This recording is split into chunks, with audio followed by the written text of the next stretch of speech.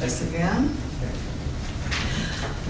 I'm really pleased to be here and speak to you about this plant. It's quite an amazing plant, but since you've been involved with rare plants, it might not be that unusual, you might think.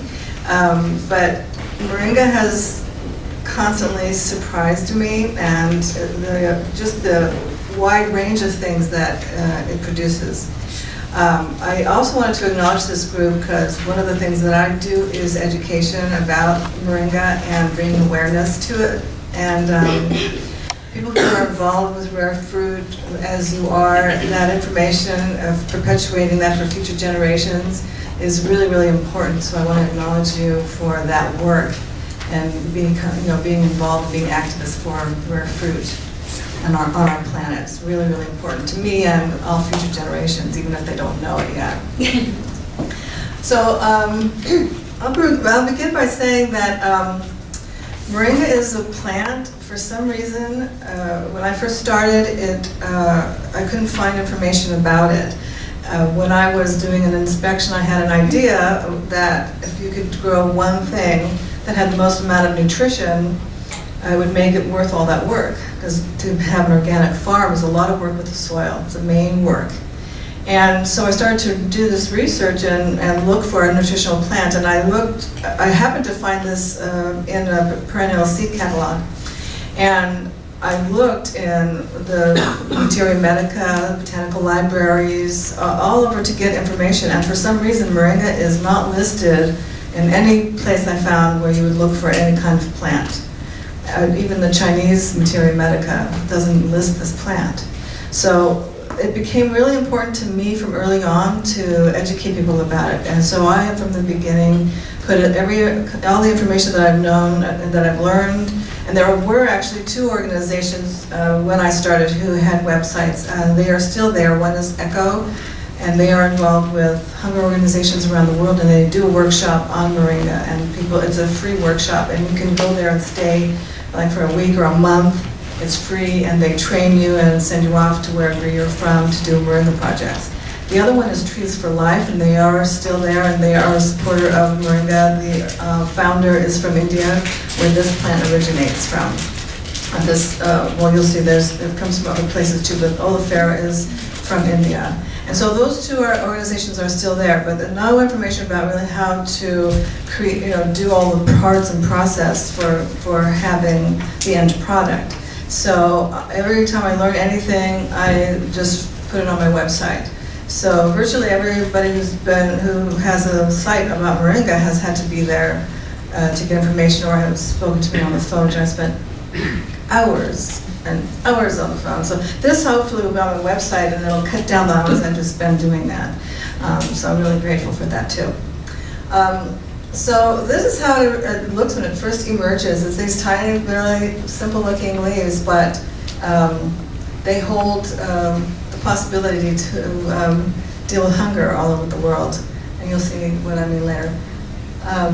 This is what it looks like in its full form. We don't get that kind of growth here in San Diego because of our weather. This is a tropical plant.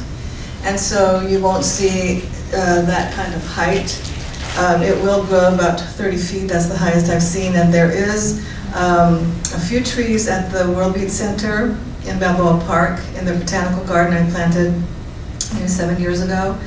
And it's not flourishing because no one has really tended to it, but you can see it has a pretty good trunk, and it does get seed pod and has leaf. But if it had been pruned back and worked, it would be more leaf on it. There would be more wood leaf. But it is about 30 feet tall, and that's about 7 years old. So this is where, if you can see this red circle up there above the north part of India, that's where it's been traced back to. And Moringa has been shown to be in Ayurvedic medicine about 5,000 years ago. So it isn't an unknown plant to them. They've used it quite extensively, and it's a part of their cultural food, and it's a part of a number of different countries' cultural food as well. I don't know if you can really read that. Those are the varieties. There's quite a few around the world. Oleifera is the first one listed. maybe that can be a handout if people are interested in that. But it is available, that information, around on the website. The very last one is Stenopatella, which I've also grown. It's a moringa that has a really big leaf, but it doesn't have very much leaf production, because I considered growing that variety at one point. So at that point in India, where it's believed to have begun, it's spread out in the ancient world. And so these are some of the areas where these cultures have used moringa traditionally. I can't read that either. These are the common names. So all over the world there are common names for this. Some sound like moringa, but others is just part of their language and they figured out. In Africa, a common name is nebadai, and they think that that comes from an English version of never die. Yeah, so you can see some, I mean, they're like Moringa in Nicaragua, Moringa. Ben oil is what comes from the seed, and so some you'll see, like in Spanish, Ben is given to the name because they recognize that, the oil. The oil was, about 200 years ago, used quite extensively until the whaling industry started, and then it died out, particularly in Jamaica. And these are some of the cultural uses of people over the years. So general tonic, anti-inflammatory, anti-cancer, diuretic, antithymetic, which means it expels intestinal worms, it reduces fever, headache, it's a laxative, anti-anemia, increases milk production, anti-diuretic, which is against diarrhea. People always ask me the difference between a diuretic and a diuretic. Anti-hypertensive, anti-diabetic. Hepatoprotector protects the liver, and is a tonic for the liver, and that's a lot of the medicinal use in India is for protecting the liver, and as a sedative. It does have an effect to the central nervous system, very calming, so people do experience energy. That's one of the first things you feel. It's through nutrition, and it's a calm sense of well-being, is the energy you get from moringa. So those were listed as cultural uses. We are now finding so many uses for it. It's being proven scientifically what ancient people knew. It need to be so there's actually, my notes are on the bottom part of each page, but if it's written, you could, if it's a list, yeah, sorry. Okay, you can go to the next. So those are the nutritional values. If it's something like a list that they need to read the list, then you could go back to the other one so that it's bigger for them to read. Okay, so this, like this one. Well, it's easy to see. 7 times the vitamin C in oranges, 4 times the vitamin A in carrots, 4 times the calcium in milk, 3 times the potassium in bananas, and 2 times the protein. Or it's the other way around, protein in milk and calcium in yogurt. So you can see that's a really high, dense nutrition. And this is the leaf powder. So you lose some of the vitamin C when you dry it, because it evaporates. But other than that, it really condenses it. The main thing that people make from this is a powder from the leaf, because it's really hard to transport that leaf. And I'll talk about that later. So all this list of different vitamins, minerals, amino acids, we're going to show a list of it in a minute. But people can replace their medication a lot of times with this, or their multivitamin. A lot of people do. And this is the list. So you can see vitamins, minerals, amino acids. It has all of the amino acids you have to get from food. And so that's an unusual thing from a plant. We recognize that in animal amino acids, but not from a plant. It's the closest plant protein and calcium to meat that any plant has. So it has the essential amino acids that are a part of building protein and for daily activity. Oh yeah, so early on, there was a project, and the man who did this project will come later on, and he's the writer of this book, which is no longer in print. If anybody can source that, many people would be happy to get this book again. I used to carry it, but it's not available now. But he did a project in Senegal, and she's in this, the before, and her whole face will come later. And there's a little video that I saw of this project as well, and they did this death test on this child because she was near death when she brought her into the clinic, and put her on moringa. This clinic was growing moringa right outside, and they were drying it and sending that home with mothers. This was a project for nursing and pregnant women and children to the age of 3. This is the high mortality rate. And in a very short period of time, I think it was like 2 months, they showed that they came back and this is what they look like. So what's important is that moringa has arginine and histidine, which are really important for infants in order to produce protein. Yes? It might be easier for us to be able to see if you close the slide window and the task window, and then you just would have the slide of the notes, because it's hard to see from back here. There's a little X, next to the slides, you close the X next to tasks. The one on the right. It's probably the height, actually, not the width. The difference with the fresh and the dried, and it's because it's about a 6 to 1 or can be 10 to 1 when you get the fresh to the dried state. So it really condenses that nutrition quite a bit.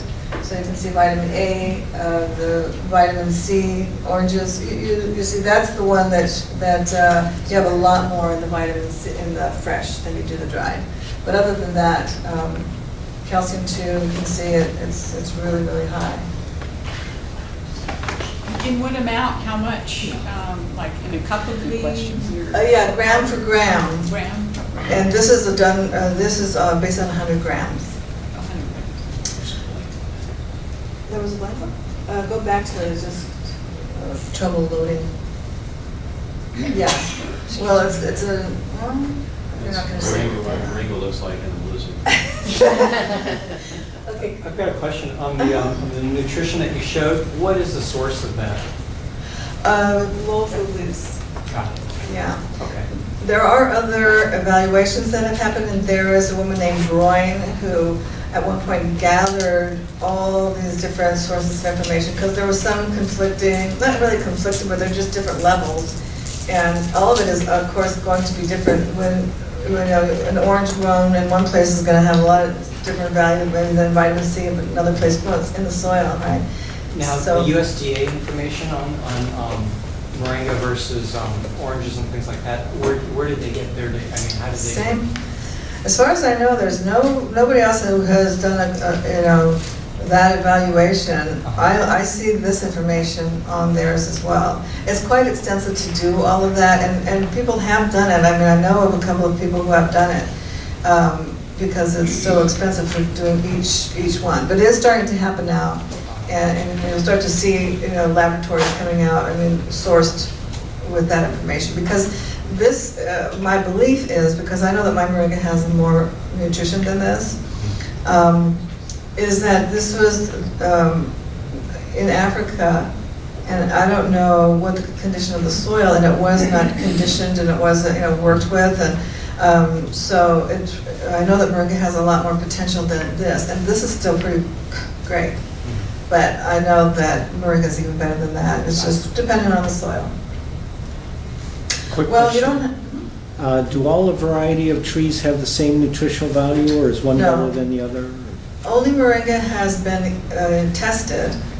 No, I mean varieties of the moringa tree. Right. Yeah. Only the oleifera. Oh, okay. Yeah, only the oleifera. There is some research happening now on the stenopatella, but only moringa has been tested, and that's really the only one that's really a full leaf. The other ones look like the bottle tree. If you see them, there are very few leaves on it, but they're in that same family. There's another map which you can't see, and well, it's maybe coming on the next one. This is where malnutrition exists on the planet. And you'll see that this is where moringa grows best. Oh, wow. So it's really fascinating that this is a plant that's supposed to be growing in those areas, and yet those areas are dying, people are dying of malnutrition, and it's really just information getting to people and resources. So that has been a big part of my work, is working with people who are doing projects all through that whole area there. And ECHO is an organization that deals with hunger issues, and they're working in those areas. There's quite a few other organizations who are familiar with Moringa. Vision was theirs because of the vitamin A content. Optima is an organization that promotes it in a lot of third world countries as well. So yeah, it's like getting the information to these people and then having them grow it, because it grows really easy there, not how it grows here, which is difficult. It grows well, and they can be independent, and you'll see all the other uses that they will have with it. So, let's see, go. Back. Low frame stuff. Huh? I think you've got it timed. Oh, is it on time? Oh, okay. Well, that was all the different parts of the tree. So all the different parts of the tree are edible and also medicinal. Yeah, so these are the parts. So the leaf is the nutrition.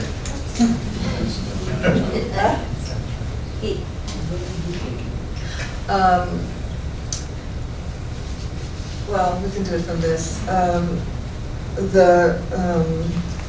The flower there, you can see, the seed pod is there. I can't really make out myself. This is the seed, but you can, let's see.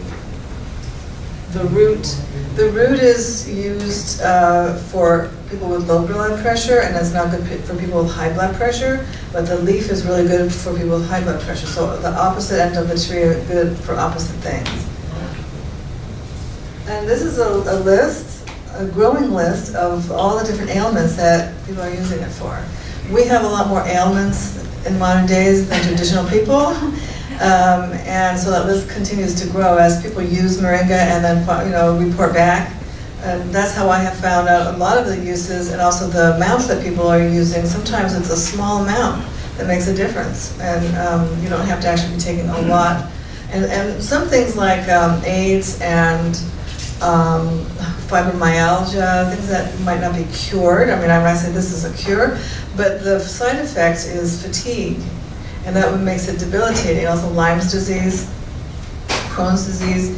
The fatigue is the part where Moringa helps, and also assimilating nutrition, because oftentimes these are issues with digestion and assimilating nutrition as well. It's a beautiful plant. This is the flower. It's just stunning. It is little. It's a little cluster of like, looks like orchids. They're all a little bit different than each other. And in the heat of the summer, it has this very faint smell of vanilla. But see, they're just beautiful. Once you see the color of green that it is, of course, you probably are used to this stunning color of green, because a lot of rare plants have it. It's so intoxicating that really captivated me when I first saw the Moringa trees. This is how they look. These actually are seed pods, which you can grow it for seed pod in San Diego, but not very well. This happens to be in a little microclimate that had the right heat and didn't have that coastal fog, because that slows the growth like that. So this is a lot of seed pod for San Diego.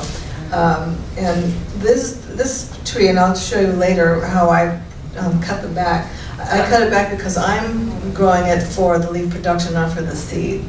And so I'm cutting it back so that, just like a bush, this will grow like a tree, it'll grow as a bush, it'll grow like a cut and come again. It's, in most trees, if you keep cutting them, they give up and they don't come back, but Moringa keeps coming back. So this is one of the fascinating things in Africa, all across Africa. The potential for Moringa is really increasing because of not just the medicinal and the nutritional, but you'll see the different uses makes it the people be able to also clean their water with the seed. We'll see that in a minute.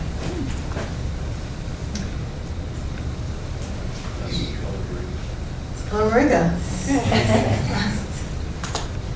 Okay, so we've talked about human health, can be used as livestock fodder, can be used as a plant growth enhancer and a biogas. And also can be used for cleaning water, the seed, and that's part of this as well. So this is Lowell Fugly, and I always have to acknowledge him because he started this project, and from him we got this information. Before that, no one was doing any research on it, and he continued to do this work. He died last year, unfortunately, but he spent all of his, he was not in such good health from a genetic, he was born with a condition that he knew he wasn't going to live long, but in those years he really saved a lot of people's lives. And I always acknowledge him because I learned so much. We had some correspondence, and he was really, really supportive.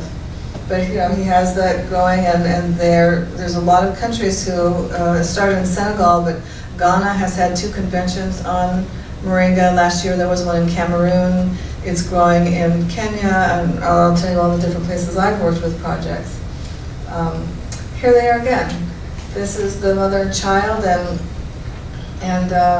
thriving. I always wish I could find out where she is today. It was at the time, it was 1997, she was a baby.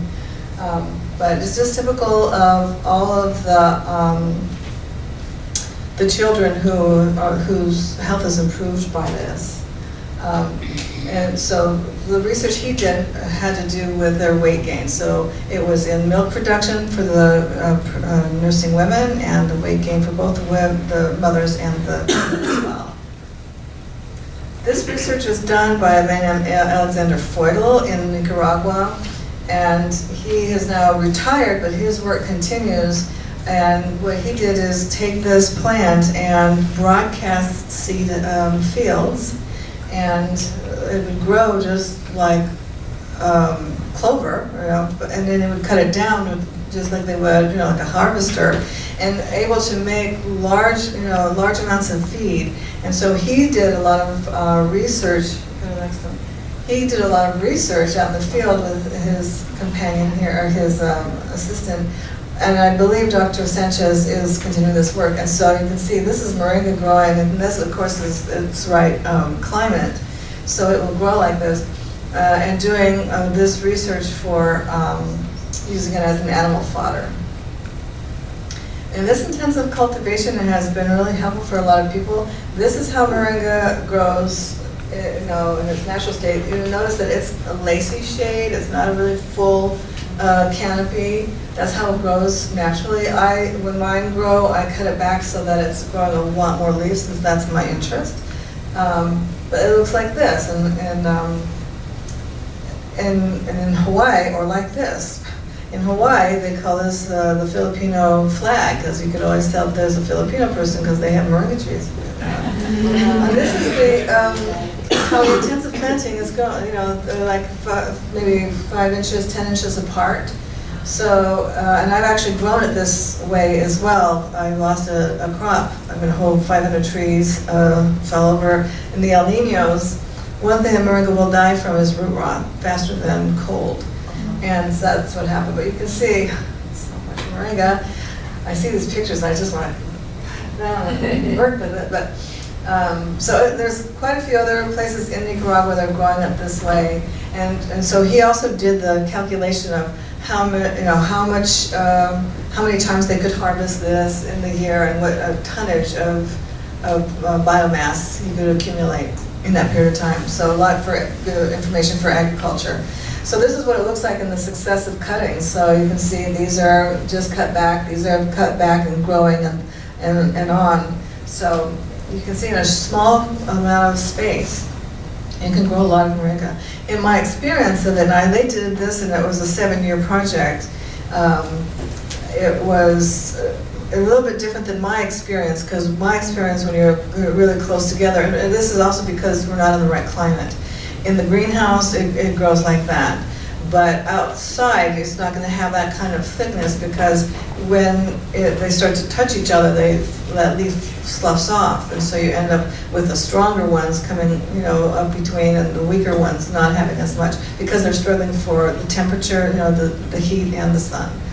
So So in his research, he's found that feeding them, there's a whole amount that they fed to get these figures, 32% increase in weight, and 43 to 65 increase in milk production. So you can see, modern food, we could use that without doing all the hormones and additives and all the other things. So as a foliar spray, it's the new growth, it's not the old growth, it's when the plant is thriving, and so it has that plant growth enhancer in it. So they made juice from that, diluted at 36 parts per water with water, and then sprayed it. And here's foil in the field, that's sugar cane, and increasing the yield of it also should. The way this is not moringa, they're using it on another crop, but you'll see that agriculture can use this, doing lots of fields. If you have, this equipment, it's the same thing as, so he did these large scale things to make it make sense, economical sense too, for agriculture. So the effects of the spray accelerated the growth of the young plants. The plants were firmer, more resistant to pest and disease, had a longer lifespan, heavier roots, stems, and leaves, produced more fruit, larger fruit, increased the yield 20. I mean, what else do you want? I don't know. It's amazing. And then, so you have your control and your spray. This is the root. So this is your crow, so you have a lot more root production. Yeah. This is sorghum, so that's the control and that's the spray. He also did a freeze-dried and then compared that as well, and that seemed to be just as good as the fresh. So that spray is the fresh, and that's the freeze-dried, that's the control. As a biogas, moringa is so multi-usable. You can get it's biothermal. So when you cut it and compact it, it heats up. It's creating energy, its own energy, even as it's dying. It's creating energy. Because if you compact that, it heats up so hard. I used to, my grower in Valley Center would harvest at night. He'd get to me at 10 o'clock at night, and it's Valley Center to Vista.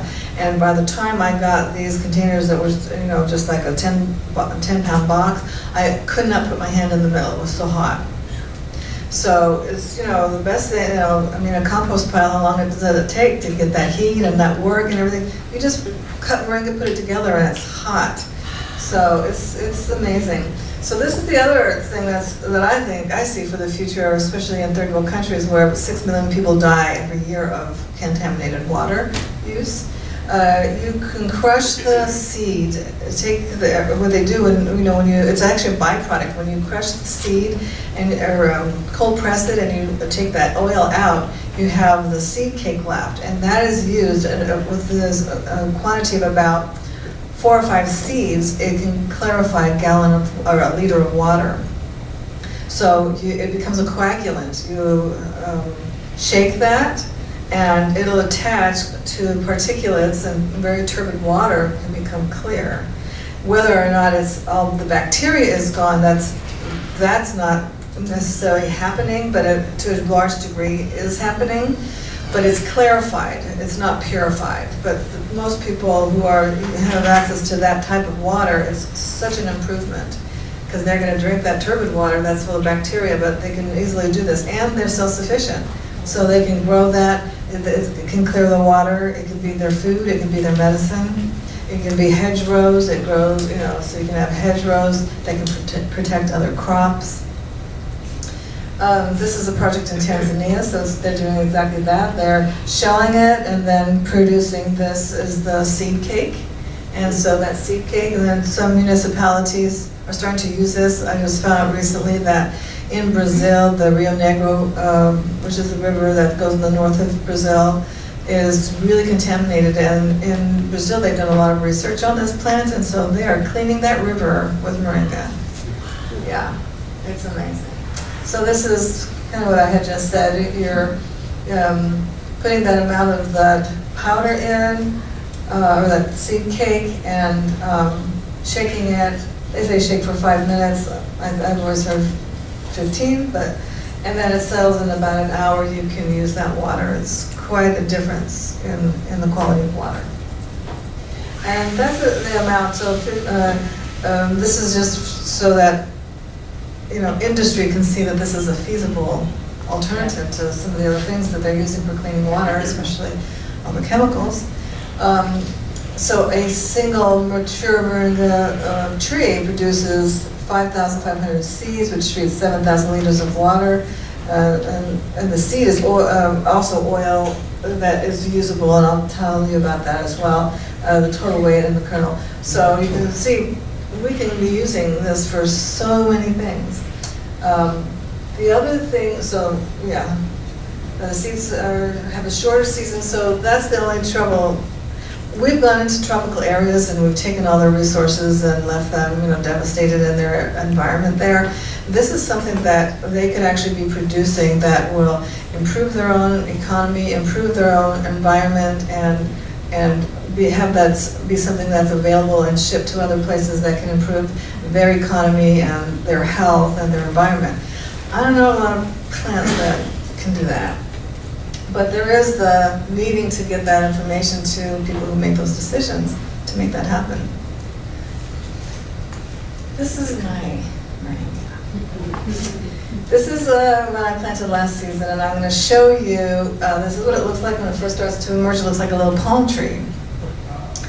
This is how I'm growing it in one of the greenhouses. We have a problem with gophers, so maybe nobody else does. Yeah. But I do, so. And I want to be able to utilize the root. Once this is growing in the ground, it's really hard to get access to the root if I want to do some things with the root, and I don't want to be digging them out. So this is a avocado crate, the old wooden avocado crates from McDaniel's in Palmbrook. And there are 16 moringa seedlings in each one. It's about 3 by 3 by 3. And that's what it looks like. Once it's come up, you'll see later on, a few slides later, because these are already mature and have been cut back. This is what it looks like when I cut it back. Wow. People get scared when I tell them, cut it all the way down. But you can see, if you can, here, it's going back. And that's what it looks like. You cut it down, and you can see on the top it dries off, but the bottom stays green. And then it comes up again. And then I cut it down, it comes up again. I cut it down, it comes up again. So there's a lot of production, and so this is what a seedling looks like after I've cut back. You can see here. It's been cut. It's probably been cut twice because all of those branching off produces then more leaf possibility. And this is what it looks like when you've cut back along the stems rather than cutting the top, which those other ones I'm cutting it all the way off. This, I'm cutting, I'm letting it go high, and I'm cutting around, and it'll branch more right where I pulled those leaf stems out. This is the planting. This is where I did the long raised beds after I lost the trees. And so what we did is cover the ground. This is plastic, and there's drip tape under there. So we're actually creating a tropical climate right under there. And I planted this in April, thinking that it would take quite a long time. I had no idea. I'd never done it before. And in the other ones where you see that they have broadcast seeded that, they have just put it in the ground because they're in a tropical place. So this was an experiment. You can't really see it. But these are about 4 feet. So from April to June, 4 feet. It's quite an amazing amount of growth in a short time. Oh, that's my daughter. So in that planting, we really were not prepared for that to come back so fast. But you can cut that down and it comes back again, cut it down and it comes back again. The thing that I learned from that is after that season, we were just going to wait till the next, well, we did, we waited till the next season. We went out there, all that black plastic had also now trapped all the moisture, and everything died of root rot again. So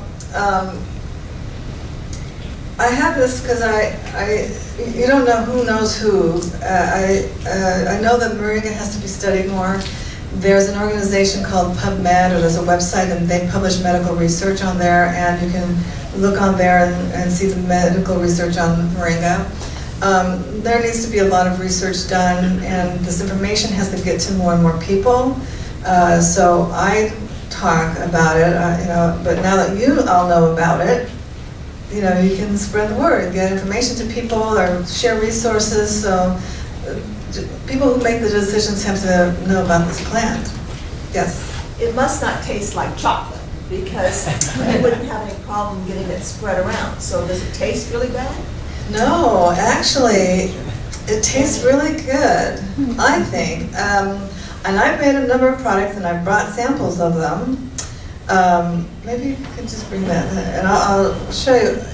When you make a tea, for example, of the leaf powder, it tastes like a very mild green tea. Since you mentioned chocolates, I didn't bring the chocolate ones that I'm making, but I make these little truffles. These ones are called Moringa Majesty. I have one that's called Moringa Mojo, and those those actually look like little chocolate truffles. They don't taste like, it doesn't taste like chocolate, but moringa is an adaptogen, which means that it adapts to you, and it also helps you adapt to stress. It's a non-specific effect in the body. It's a type of plant. We have quite a few. Basil is an adaptogen. Maca is an adaptogen. And when you put those plants with any other plant, it enhances the effects of those plants. So I've created combinations of things. I have moringa as an herb seasoning with different spices that also have healing effects. So you put those together. So it's something you put on your food, and it's really nourishing. This is something that's just easy for people. I realize now I'm tending more toward something that's fast and easy for people to eat. Each one of these is a half a teaspoon of moringa in each one, and a recommended dosage, if there is one. I always tell people to start with a teaspoon per day. But people who have different ailments go, larger amounts, take it for, all different kinds of illnesses. The seed oil, which didn't go over, is really good for the skin. It regenerates skin cells. So all of the big cosmetic companies have it in their anti-aging formulas, but it's really expensive, and it's fixed with other chemical components. I know because they've contacted me, Revlon and Clarins, for information, and don't have a picture of the tree. Can I send them a tree? In December they want a tree sent to New York. They're not in touch with seasons or the growth of anything, right? And not food anyway. Do you eat the leaf right off the plant? You can. The leaf is edible. You can, in the summer when we have a lot, that fresh leaf, I make pesto. Oh. And so I sell pesto. I've only done one flavor. My older son is a chef, so I'm really lucky. His task is to make combinations of things for me. I made these. He actually didn't, but he wouldn't have approved of it because it doesn't taste good, like really yummy. I think it does, but the effect is, it's another way to take herbs. And this is called Chinese honey pill. And you're putting herbs together so that the herbs that you're taking, even though moringa is not bitter, but it does give a bitter response in the body. That's why it's a tonic for the liver. So that's what I'm doing with it. So the versatility of moringa is quite amazing. I've made products with the seed oil. Now the seed oil I import from either India, I've gotten it in the past, and I've been working with a guy in Uganda now, and he has got the oil right. It takes some work getting the process right. The wonderful part of this work, which I didn't know when I started working with moringa, is all of the different people who connect with this plant and decide they're going to spend the rest of their life, like I am, getting this out to somebody, to people in some way. And so they have found me, and I have sat down, and there are projects all over the world. There's one in Uganda. He contacted me and said if I could make one thing out of moringa, what should I do? And I told him, make oil. Oil is of high demand all over the world, especially because cosmetic companies are really buying up. The cost of it has really, really increased. Yes? is there any documentation or studies about peak production or how long you could expect the plant to live, considering you're pulling roots and topping it and pulling bark Well, and different things? Yeah, when you take the root, you take the plant. So, but in your question, you mean like if you were going to do high production Right. of moringa?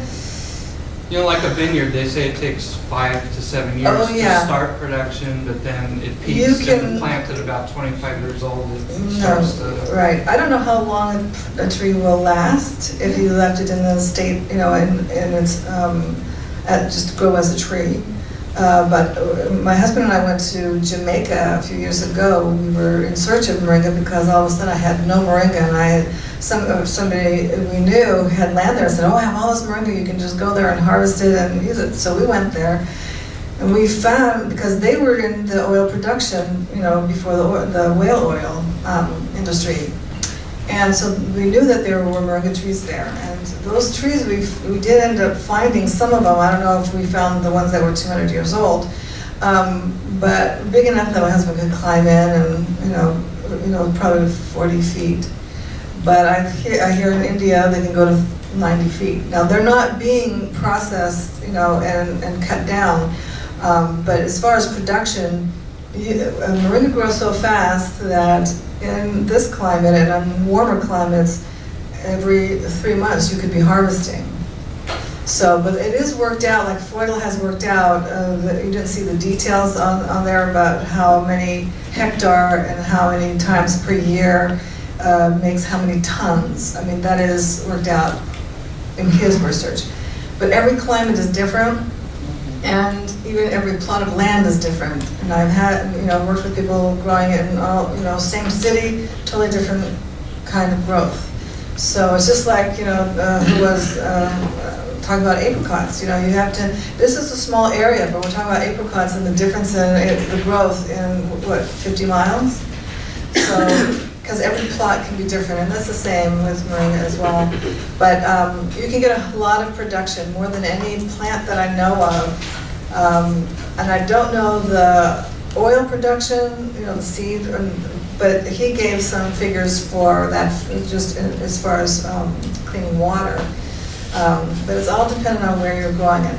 But the important part is that where it's most needed is where it grows best and easiest and fastest. Yes. Is the milk production increase due to nutrition or like estrogen? Not estrogen. I haven't seen any evaluation of hormones in moringa. It has to be nutrition. And I have a lot of customers who use it for that, so they're not malnourished. It's just some, I don't know, the biophysics of it in our body was producing that effect, but it is not from hormones. Primarily nutrition, because I would say that's really what's going on there. Yes? Does it grow in Fallbrook? It does grow in Fallbrook if you're not in a cold spot. So a lot of people in Fallbrook have it. I mean, I've been growing moringa for 13 years and making products and helping people grow it. And so it is grown all over the United States, of course all over the world, but in San Diego and other neighboring counties, it all depends on where you are. Altitude makes you know, an effect. Coastal also is slower on the coast. The closer you can make your spot to tropical, the better. If you have something that can provide radiant heat, or you can have it in a greenhouse. So the more it's closer to that, the more it thrives, the faster it grows, the stronger it is. The frost will kill it, or will it? Frost will not kill it, no, but continuous days of frost and a freeze will. But I've had frost. I've measured down to 26 degrees, and it, you know, it was okay. I lost some, but not everything. So, yes. So, in your different systems, whether it's in the soil or it's in your media or whatever you're doing in your boxes and stuff, do you see a lot of nodulation? What is nodulation? That's how the moringa would fix atmospheric nitrogen with the bacterial relationship? Oh, actually, I'm glad you brought it up. Moringa is nitrogen fixing. So you can use it as the leaf. you can use as a fertilizer, it's a legume. So do you find, when you take out the roots, let's say out of the soil or out of your media boxes, do you find any of the nodulation on there? No, Oh. it's a taproot. So it's a taproot and it has, and I think I have a sample, yeah, there's a taproot. It's a taproot and it has feeder roots. Yeah, let me show that. Well then, This, if you plant, the other thing, interesting thing about moringa is, yeah, so you can see this is what it looks like. This is probably, this is 1 year old. These are the feeder roots. This is how the taproot's going to, continue down. And this was cut off at the top. When I sell bare root as well, and I cut the top off and send it. This will, put that in the ground, boom. It looks dead, but it is totally viable, and the way you know is that it's firm. So I had an ongoing experiment where I harvested a lot of root, and I just left it in a box out in the elements. And every year I would get 2 or 3 of them and I would plant them, and every year they grew. And for 6 years I did this until I thought, okay, 6 years, that's the limit, I'm done with that project. But you probably could just go on and on, and, So you can take it out of the ground, but once this is like a 2-year and a 3-year, and you have a 4-foot taproot, you can't get to that. Yeah. And I haven't experienced that you can break it off, and have it grow from a partial taproot. It will grow from a cutting. You have to have about a 1-inch diameter. So in tropical areas, you can just cut branches off and line it up, and you have a living fence. It's amazing. I had no idea there's a plant like this. Oh my Yes. God. How are they would be maintained in containers? They'll grow in a container, but you have to remember that taproot is going to get to the bottom of the container and then turn around a few times. It will grow, but it has a shorter life there. I mean, at the point you're going to have to put it in the ground, but it'll grow about 5 years in a container. And if you have them in tree pots where it's an 8-inch diameter and 30-inch pot, you have a longer chance there. Mm-hmm. in your greenhouse growing systems, what are your fertilizing type of thing? You're doing just fertilizing with moringa stuff? No, or I use worm castings, which I produce. I have somebody who also produces a soil mixture for me with castings. I use mycorrhiza. I use humic acid. I use a foliar spray can be from, I'm experimenting with these different things. I've grown it in sand also, so it can also grow. I don't know what kind of nutrition that's going to have, but the more you have in your soil, of course, the more you're going to have in the plant. So all living things that make the organism in the soil level thrive. But I haven't done things like put calcium and put, phosphorus, things like that. Just trace minerals is what I'm really trying to instill. Also sea solids, which is 96 trace minerals. Yes, maybe? Yes. The ones you planted up at Alta Vista Gardens, have you seen how they've done? Yes, the one at Alta Vista Garden is not, the last I heard, is not doing well because it was in shade. I asked for full sun, well draining, and he said, oh, here's the spot, but I already knew it was limited, but there was no other spot that he was willing. But now there were many places that were available, but now they've planted out, they've opened that up, and there's a lot of places where it's, full sun. I things around quite a bit up there, so Yeah. if I can find it, I can show people when they come up for Earth Day. Yeah, and, so I was there, was it 2 years ago? Yes, 2 years. 2 years ago, yeah. And it grew and it was doing well, but it will not thrive when it's in that shade.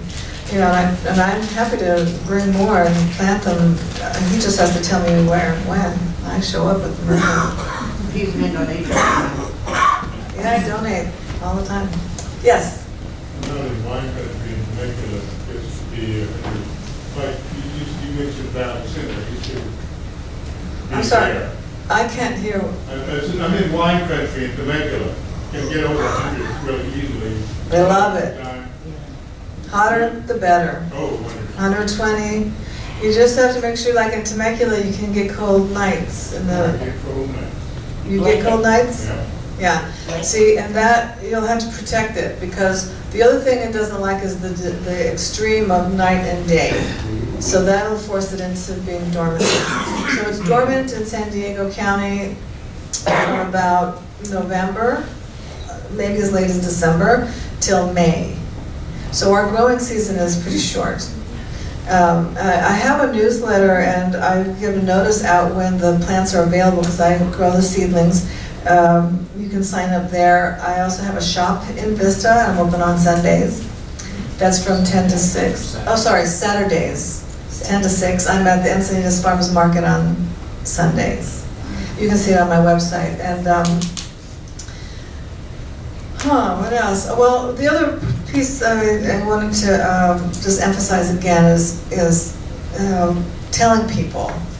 It's the grassroots effort that has made a lot of difference in a lot of industry as we move into hopefully a new era of cooperation and compassion.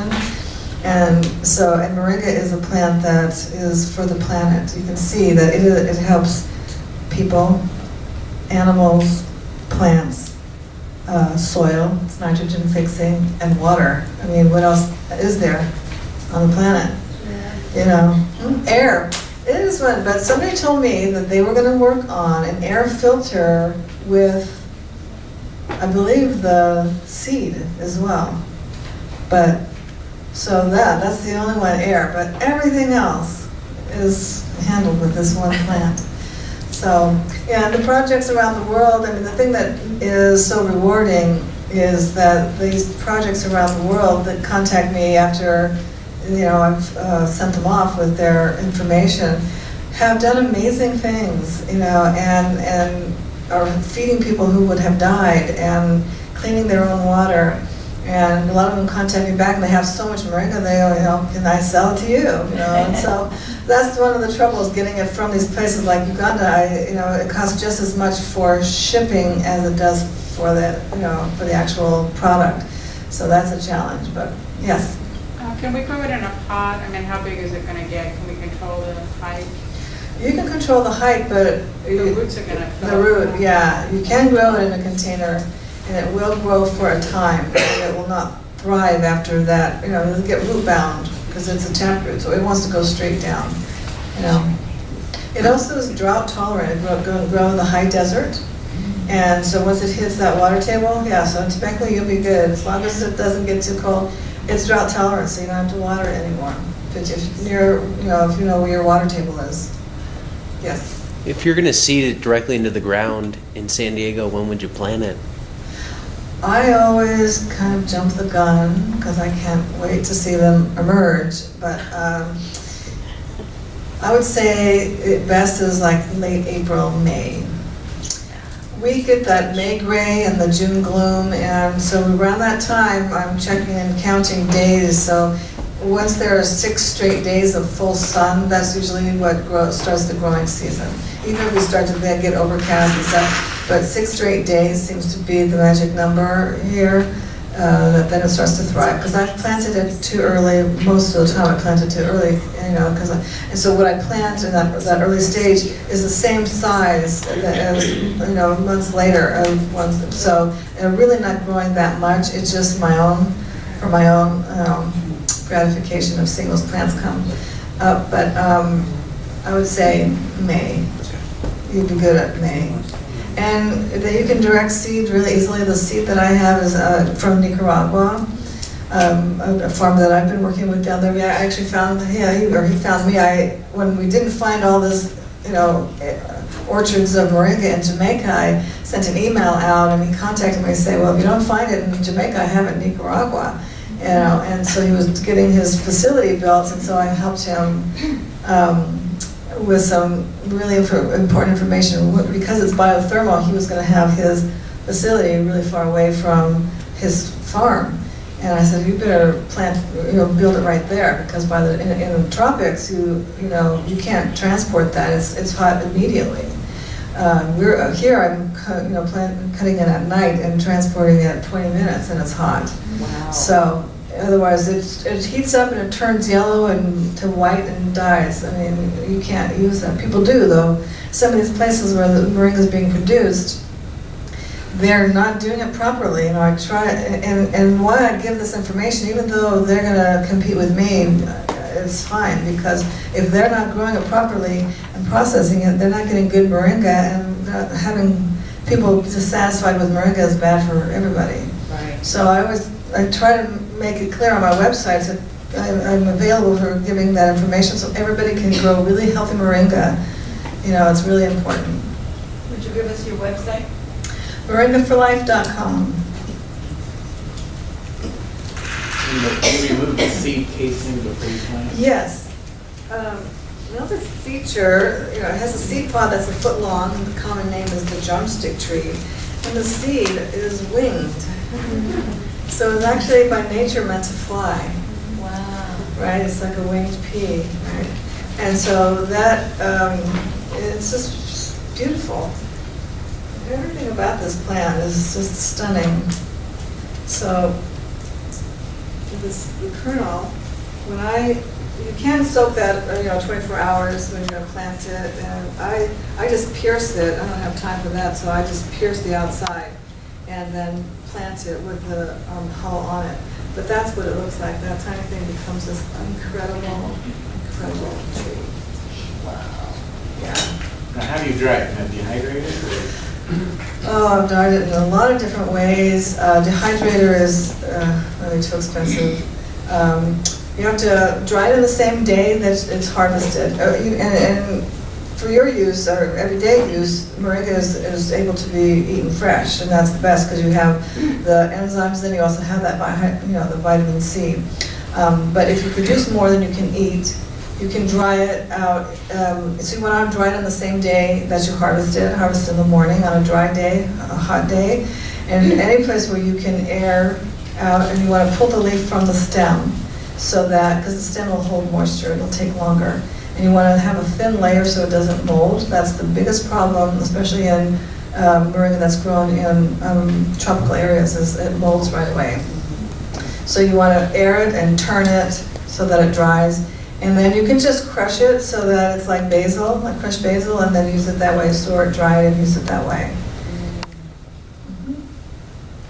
Yes? Where did you say in Balboa Park that you planted it? At the World Beat Center, Park Boulevard. The two round, they're two round buildings. One says La Raza, and the other they're painted on the outside of the buildings. Yeah, they have a botanical garden. And there's actually some inside the fence line and that are right on their fence line. And there's actually 2 or 3 that aren't doing as well, but they're still there, and they're about this high, and they just don't have really any water. She's able to water inside there, but the city doesn't water those ones outside. Where do you grow them? Vista, and I have a grower in Valley Center, and I actually, some years ago, I had a partnership, and we had a grower in Mexico, and I just found him again, and so I've looked at his moringa now. It's possible that I'm going to have to give him some improvements there, but I might be getting it from Mexico as well, having that grower. But a second grower will be starting up in Valley Center again. My original grower, where he grew for me a few years ago and then moved. So he'll start up this spring. So those 2 places. Yeah. What about watering needs? It needs it's a tropical plant, so it needs water to get established. Constant moisture? Not necessarily. It can dry out. And it starts to let you know when it needs water. The lower leaves will start to turn yellow, and you'll know that it needs water. It usually doesn't need anything else. I mean, it's not going to. Some if you get too much sun, it'll tell you. But moringa is sun loving, So it's just draining, making sure that the soil drains well. But you can water it a lot. The more you water it, the more and faster it'll grow. But you don't have to water it that much. I mean, in the summer here, we do. And then it's gonna die down in the winter, and it'll look just like a stick in the ground. It'll look dead. Most people have given up on their moringa because they thought it died. But in the spring, it comes back again. And I always recommend that people cut it to the ground so that when it comes back, it's gonna come back fuller. If you want leaf production. But some people like this as a specimen tree. They don't want to do anything to it. They just want it to grow in its natural way. It's a beautiful tree. Yes? How does it tolerate other plants near it? It's very good to have other plants around it if you're going to grow it as a tree, like a specimen tree, because it's got lacy shade. And a taproot, just like any other taproot, the work that it does is it goes down far into the soil and brings the nutrients up to shallow roots. So it's really good for planting things around the base, not right at the base, but close to the base. It does well. And then the leaves that drop feed those plants. Do you get flowers every year or not? Because you're just cutting it back. Well, on certain plants, moringa is individual. Like you plant a whole lot of moringa and like 5 of them will just be glorious. Some will flower at the same size of another right next to it and another one won't. So it's individual in that way. And moringa, there's 2 types of moringa, one that has a green stem, one that has a red stem. And the ones with the red stem seem to flower more, but you just never know what a seed comes, which that'll be. But flower sets around October here, and that's when we get shorter days and colder nights, and so the seed doesn't, unless you have a microclimate where you have a lot of, I don't know what the number of heat days that it needs for flowering and seeding, because I never pay attention to that, but some people do produce a lot of seed pod on their trees, and so it is possible. I mean, it definitely is possible. Like at the World Beat Center, she has seed pods on there. Yes? Do you have any at Quail or at San Diego Botanical Garden? Do you have any trees at Quail? At the Quail Botanical Garden, there are moringa trees there. They're not from me, but somebody who bought trees for me gave them to them, and so I believe it's in their Mediterranean section at the Quail Botanical Garden. Okay. Yeah, but ask for them because I'm happy to provide them with trees and any place like that, like Exotica. I don't know if you're familiar with Exotica in Vista. Anybody? Stephen gets seedlings from me all the time. I mean, desperately. He'll come and be asking for seedlings. So I provide a lot to him. And but places like where they're showcasing plants, I'm happy to donate trees. Anybody else? Thank you. Well, thank you very much.